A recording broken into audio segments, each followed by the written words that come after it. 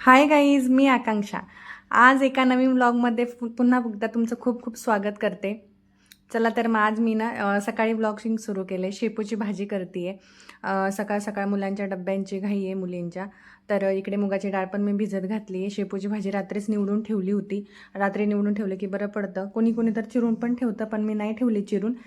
8:30पर्यंत 8:30ला जावं लागतं, मग तोपर्यंत होऊन जातं. मग त्यामुळे नाही मी चिरून वगैरे ठेवली. आणि मग आता शेपूची भाजी निवडून ठेवली होती, पण तरी पण त्यामध्ये बघा दुसऱ्या दिवशी लगेच थोडी काही पानं पिवळी झालेली होती. पाणी मारलेलं असतं ना, त्यामुळे लगेच भाजी पिवळी पडते. ह्या भाज्या कटिंग करायच्या भाज्या असले ना का खूप वेळच लागतो तसा. भेंडी असेल, ही शेपूची भाजी असेल, बाकी गवार वगैरे असेल, ती कशी निवडून ठेवलेली असली की पटकन वाटण केलं, टाकून दिली, भाजी पटकन होऊन जातं. पण आता शेपूची भाजी, भेंडी हे चिरूनच घ्यावं लागतं. तर मग आता शेपूची भाजीच मी चिरत होते इकडे. आणि वाटण नंतर शेपूची भाजी मी चिरून ठेवून दिली. आणि तोपर्यंत डाळ भिजत होती, त्यामुळं म्हटलं मग मग कणिक भिजवून घ्यावी. तोपर्यंत कणिक भिजवून ठेवली. कणिक भिजवताना मी कणिक जरा जास्त अगोदर 15-20 मिनटं तरी मी भिजवून ठेवते, म्हणजे चपात्या छान येतात मग. मग तेच आता कणिक भिजवत होते मी. नंतर मग लगेच मी वाटण करायला घेतलं शेपूच्या भाजीचं. त्याच्यासाठी हिरव्या मिरच्या, शेंगदाणे आणि लसूण घेतला. कच्चे शेंगदाणे घेतलेत मी. आणि कढईत तेल टाकून ते परतून घ्यायचं छान वाटण. तोपर्यंत डाळ पण भिजली होती. मग आता मी शेपूची भाजी टाकत होते. वाटण छान परतून घ्यायचं, म्हणजे कच्चा स्मेल जातो त्याचा. आता भाजी टाकली.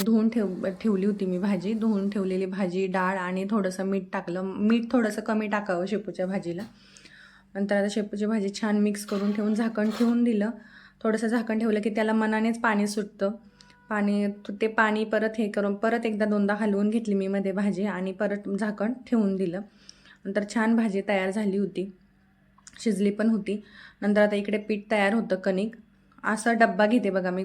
सुकं पीठ असतं ना, लावण्यासाठी जे पीठ असतं, ते मी असा एक डब्बा केला आहे त्यासाठी. ते बरं पडतं. खूप काम सोपं जातं त्याने. रोज रोज ते पीठ चाळत वगैरे बसत घेण्यापेक्षा. मग आता मी चपात्याच करून घेत होते. मुलींच्या डब्या इतक्याच चपात्या केल्या मी सकाळी. कारण की मग बाकीचं त्यांचं केस वगैरे विंचरायचे असतात. त्यामुळं मग मी त्यांच्या डब्यापुरत्या चपात्या करून घेतल्या. असं पीठ टाकलं ना चपाती करताना, मध्ये तेल आणि पीठ आपण व्यवस्थित लावलं तर चपाती छान फुगते. त्यामुळे मग मी छान पीठ आणि तेल लावून घेते मध्ये. असं आता मुलींचे टिफिन तयार झाले होते. हाय गाईज, मी आकांक्षा. आज मी तुमच्यासोबत हे शेअर करणार आहे की मी माझ्या केसांची काळजी म्हणण्यापेक्षा मी केसांसाठी कोणतं तेल वापरते. बाकीची काळजी मी नंतर शेअर करेलच, कोणता शॅम्पू वापरते किंवा काय. एवढे पण मोठे नाही आहेत, पण छान बऱ्यापैकी आहेत माझे केस. माझ्या हाईटला वगैरे सूट होतात अशा आहेत माझे केस. तर कोणतं तेल मी वापरते काय, म्हणजे ते तेलासाठी ना एकदा बनवून ठेवलं ना की टेन्शन नसतं. तर मी कोणतं तेल कसं तयार करते ते तेल, ते मी आज तुमच्याशी शेअर करणार आहे. तर चला तर मग सुरुवात करूया. आली आहे जास्वंदाचं झाड आहे बघा, इथेच माझ्या घराच्या शेजारीच आहे. मीच लावलेलं आहे हे माझ्या बड्डेच्या दिवशी. तर त्याची मी आता फुलं तोडते. फुलं घेणार आहे, फुलं लागणार आहे आपल्याला त्यासाठी.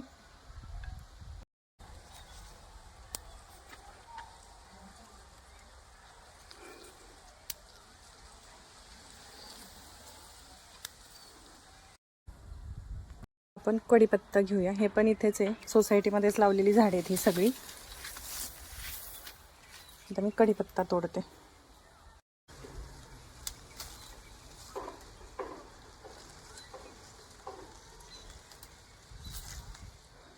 गावरान कढीपत्ता आहे. तर हे आवळ्याचं झाड आहे आता. आणि आवळ्याचं झाड आहे, पण माझ्याकडे आवळ्याची पावडर नाही. आवळ्याची पावडर वापरतात, पण मी आता आवळ्याची पानंच घेणार आहे. बघूया काय इफेक्ट होतं. फर्स्ट टाईम यूज करणार मी आवळ्याची पानं का फक्त. बाकी तेल मी बनवते कायम. एक फांदी घेते. कढीपत्ता घेतला, पानं घेतली, फुलं घेतली, आवळ्याची पानं घेतली आहेत.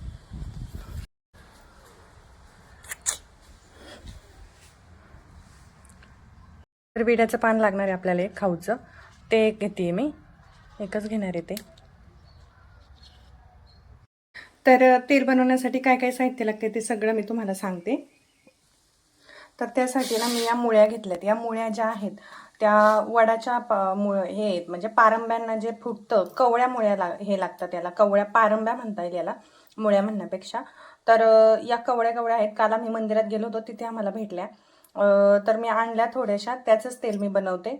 नंतर मी त्याच्यासाठी नंतर इथे हे घेतलेत, मेथीचे दाणे घेतलेत, नंतर लवंगा घेतल्यात. इकडे जे आपण बाहेरून आणलं झाड हे फुलं, नंतर ही आवळीची पानं आहेत, हे खाऊचं पान आहे, 2 तोडली मी, म्हटली मी एकच तोडली पण नंतर तोडली 2. आणि कढीपत्ता घेतलाय. नंतर याच्यामध्ये तुम्ही आवळा पावडर टाकू शकता. नंतर एक भृंगराज म्हणून महाभृंगराज म्हणून एक पावडर मिळते, ती पण तुम्ही टाकू शकता. नंतर मी एवढं मला माहिती आहे, जेवढं मी बनवते तेवढं. आणि इथे मी ह्याच्यासाठी याचं तेल घेतले, आपलं पॅराशूटचं खोबरेल तेल असतं ना, ते घेतले. आणि थोडंसं माझ्याकडे घाण्याचं तेल ना, तिळाचं तेल उरलेलं होतं, ते मी याच्यातमध्ये टाकले. ते थंडीसाठी आणलं होतं मी तिळाचं तेल, पण ते नंतर तसंच राहिलं, म्हणलं राहून ते खराब होऊन जायचं, म्हणून ते पण मी आता याच्यामध्ये ॲड केले. आणि मोठं पातेलं घेतले मी, आणि पातेलं असं घेतले जे मी जास्त वापरत नाही, ॲल्युमिनियमचं पातेलं आहे, हे माझा वापर जास्त होत नाही, त्यामुळे हे पातेलं मी घेतले, जेणेकरून नंतर त्याचा जास्त वास येणार नाही काही त्याच्यामध्ये पदार्थ केला तर.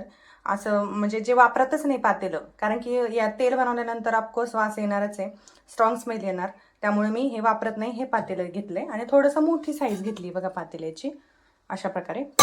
तर आता मी याच्यामध्ये सगळं टाकते आणि नंतर आपल्याला ते उकळवायचं आहे त्याच्यामध्ये.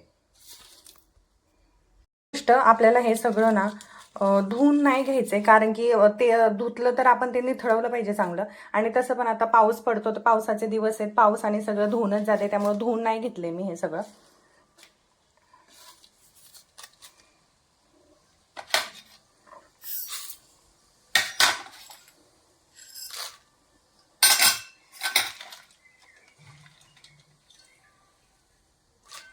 मुळे ज्या आहेत त्या मी थोड्याशाच घेतल्यात. आणि हे खाऊचं पान एक टाकून देते असंच. आणि आपल्याला भीमसेनी कापूर पण लागतोय, तो भीमसेनी जो कापूर आहे तो मी उकळल्यानंतर तेल थंड झालं ना, मग मी ते घेणार आहे, टाकणार आहे त्याच्यामध्ये. आता गॅस पेटवते.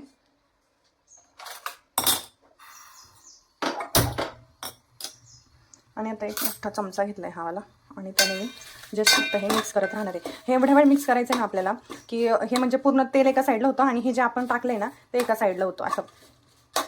त्या मी ना प्लास्टिकच्या पिशवीमध्ये भरून फ्रीजमध्ये ठेवून देणार आहे. यामुळे मी आता फ्रीजमध्ये ठेवून देते, जसं लागेल तेव्हा वापरायचं.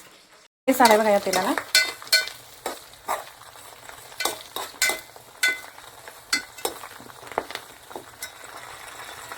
वास तर खूप छान येतो. होईपर्यंत आपल्याला हे उकळू द्यायचे. असं झालंय, हे पूर्ण फेस आता गेलाय आणि हे एका बाजूला होईल आणि तेल एका बाजूला होईल, असं होईल आता आपलं हे थोड्या वेळाने. ही फुलं लगेच सुकतात, पानं पण अशी कडक कडक झाली आहेत कढीपत्त्याची त्याची.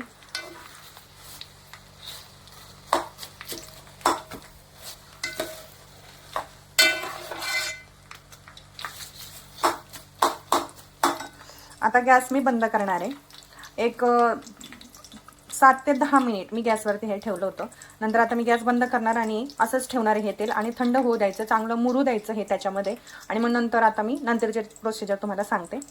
आपलं तयार झाले, आता मी हे गाळून घेते आणि मग पुढची प्रोसिजर सांगते.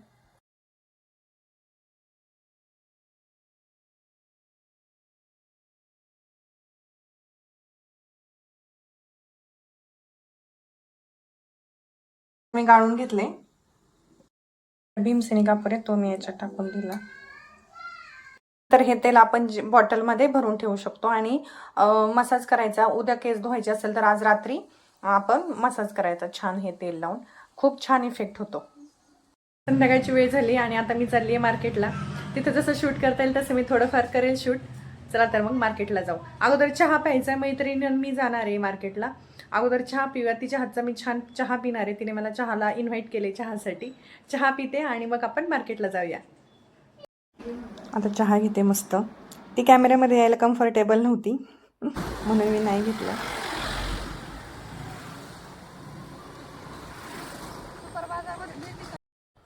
मैत्रिणीसोबत स्कूटीवरती, ते पण स्कूटीवरती किंवा टू व्हीलरवरती हुंदडण्याचा जो आनंद असतो ना, ते एक वेगळाच आनंद असतो. आता आले होते मी मार्केटमध्ये इकडे किचनसाठी कपडा आणि हे पेपर घेतला आहे मी मुलींच्या डब्यांसाठी वगैरे, ते बरं पडतं, घाम असते ना चपाती वगैरे त्यासाठी. आलो होतो आता आम्ही, ते सुपर बाजारमध्ये आलो होतो. तर मोठं झालं आता आमच्या इथे. हे अगोदर होतं ते छोटं होतं, आता ह्यांनी खूप मोठं बनवलं. तर खूप छान जी नाही ती वस्तू इथे भेटत होती. हे कप होते 99 रुपीजमध्येच हे कप होते. आता साखरेला मुंग्या होऊ नयेत म्हणून काय करायचं, आता माझ्या झाल्या होत्या, तर त्यासाठी मी एक उपाय सांगते. आपल्या साखरेच्या डब्यामध्ये अशा लवंगा टाकून द्यायच्या. एक सुद्धा मुंगी आपल्या साखरेला होणार नाही किंवा साखरेच्या डब्याजवळ सुद्धा जाणार नाही. टीप कशी वाटली कमेंटमध्ये नक्की सांगा. तर आता ना मी ते सत्यनारायणासाठीचा प्रसादाचा शिरा कसा बनवायचा ते मी तुमच्याशी शेअर करणार आहे. श्रावण महिन्यात बऱ्यापैकी जण सत्यनारायण घालतात. तर त्यासाठी मी काय केले, जेवढी रवा घेतला आहे तेवढीच मी साखर घेतली आहे. नंतर दूध घेतले, केशर घेतले. केशर आहे ना थोडंसं दुधामध्ये टाकून ठेवलं होतं, म्हणजे ते छान कलर येईल त्याला. नंतर मी तेवढंच तूप घेतलं होतं, जेवढा रवा घेतला तेवढंच मी तूप घेतलं होतं. आणि एक तीळ होतं, ते चांगलं स्मॅश करून मी याच्यामध्ये टाकलं होतं तुपामध्ये. ते छान परतून घ्यायचं. त्याच्यामध्ये नंतर मी जायफळ टाकले किसून. आणि आता मी ते छान मिक्स करून घेणार आहे आणि मग त्याच्यामध्ये मी रवा टाकणार आहे. रवा माझा भाजून ठेवलेलाच असतो, तरी पण मी तो छान परत भाजून घेणार आहे. रवा छान मस्त लाल गुलाबी रंग असा येतो ना, त्या टाईपमध्ये भाजून घ्यायचा, म्हणजे आपला शिरा छान होतो. नंतर आता रवा भाजते तोपर्यंत अजून थोडं थोडं तूप टाकून मी तो रवा भाजत होते. आणि रवा भाजतोय तोपर्यंत मी इकडे दूध तापायला ठेवलं होतं. दूध अंदाजेच घेतलं होतं मी, असं काही प्रमाण नव्हतं घेतलं, पण तरी अर्धा लिटर ते दूध होतं. आणि मी आता जसं लागेल तसं ते शिऱ्यामध्ये टाकणार आहे, नंतर पुढे दाखवतेच मी. नंतर छान मी रवा भाजून घेत होते. बराच वेळ मी रवा कमी गॅसवरती भाजत होते. आणि नंतर आता इकडे दूध पण तापलं होतं आणि आता रवा पण छान भाजला होता. इकडे रव्याला छान तूप सुटायला लागलं होतं आणि कलर पण छान आला होता. मग आता मी त्याच्यामध्ये दूध टाकून घेणार आहे. दूध हे एकदम नाही टाकायचं, थोडं थोडं करून दूध टाकत राहायचं. दूध थोडं थोडं करून टाकलं ना की आपला रवा छान फुलतो आणि ते चवीला पण चांगला लागतो. मग आता मी थोडं थोडं दूध त्याच्यामध्ये टाकून घेत होते आणि मिक्स करत जात होते. थोडं टाकायचं, मिक्स करायचं, असं मी करून करून रव्यामध्ये सगळ्यात दूध टाकून घेतलं. तेच प्रोसिजर माझी चालली होती. इकडे मी दूधच टाकत होते आणि रवा हलवत होते. नंतर आता या स्टेजला नंतर पूर्ण दूध टाकून झाल्यानंतर मी केशरचं जे दूध होतं ते त्याच्यामध्ये टाकलं आणि ते पण परत मिक्स करून घेतलं. नंतर मी त्याच्यामध्ये साखर टाकली. पूर्ण ते दूध आटल्यानंतर साखर टाकल्याच्यानंतर मी परत थोडं वेळ झाकण ठेवलं. झाकण ठेवल्यानंतर मग मी त्याच्यामध्ये ड्रायफ्रूट्स टाकले. ड्रायफ्रूटमध्ये आता माझ्याकडे बदाम शिल्लक नव्हते, मग मी फक्त काजूच टाकले आणि वेलची पावडर टाकली. आणि तयार झाला आपला प्रसादाचा शिरा. व्हिडिओ कसा वाटला नक्की सांगा. लाईक करा, शेअर करा आणि सबस्क्राईब नक्की करा. Thank you so much for watching.